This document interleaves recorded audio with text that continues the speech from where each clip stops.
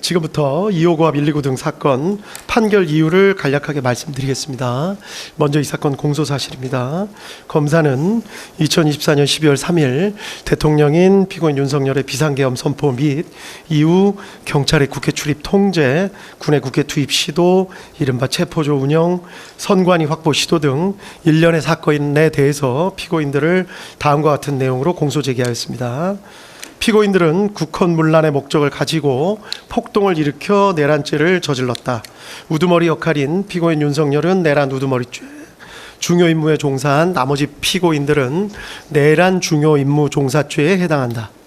또 피고인들은 위와 같이 내란죄를 저지르는 과정에서 권한을 남용해서 하급자 등으로 하여금 권리행사를 방해하고 의무 없는 일을 하게 하여 직권남용 권리행사 방해죄를 저질렀다. 이러한 내용으로 공소사실이 구성되어 있습니다. 먼저 수사권 등에 관한 주요 쟁점에 대해서 말씀을 드리겠습니다. 불소추 특권을 가지고 있는 재직 중 대통령에 대한 수사 가능 여부에 대해서입니다. 불소추 특권에 수사까지 포함된다고 보기는 어렵기 때문에 수사의 범위가 문제되기는 하지만 재직 중인 대통령이라 하더라도 수사 자체는 허용된다는 것이 이 법원의 판단입니다. 이유는 다음과 같습니다. 헌법 제84조 불소추 특권이 수사를 포함하는 것인지에 대해서 증거 확보를 위한 수사가 가능한지 여부에 대해서 견해가 나뉘는데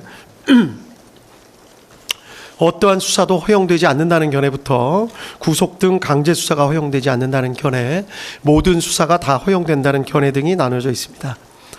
이 법원은 여러 나라의 헌법 조문 그리고 판례법 국가의 경우 판례 등을 검토를 해보았습니다. 우리 헌법 조문은 대만 헌법, 중화민국 헌법 조문을 참고한 것으로 보이는데 대만은 소추가 아닌 소구라는 표현을 쓰고 있고 대만 법원은 수사는 허용되지 않는다는 입장을 보이고 있는 것으로 파악했습니다.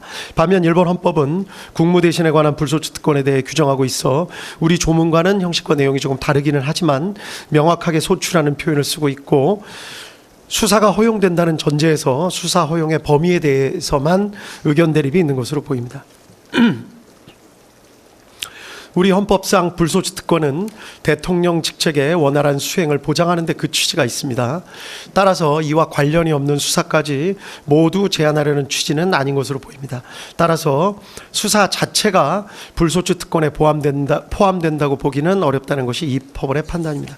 자세한 입법료와 분석, 관련 내용 등은 판결문에 자세히 기재해 놓았습니다.